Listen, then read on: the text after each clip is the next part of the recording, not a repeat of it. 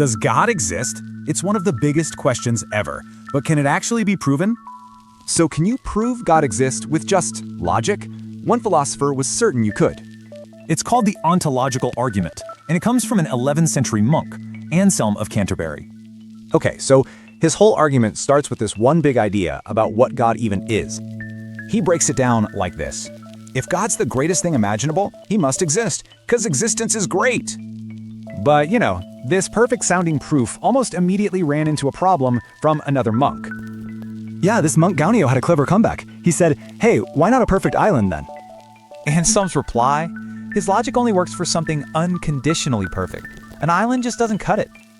But, of course, the debate didn't stop there. Things really heated up over the next few centuries.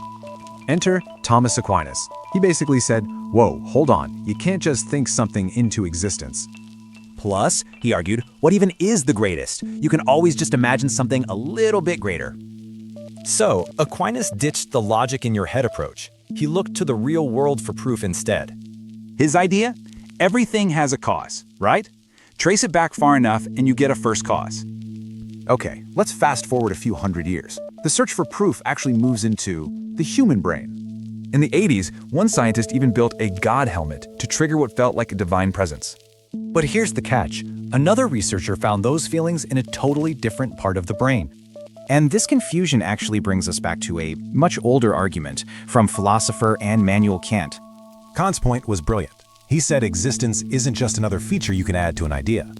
Basically, an idea of God, a first cause, or a brain zap, well, it's still just an idea. Which leaves us with a big question. If you can't prove it, maybe proof was the wrong way to look.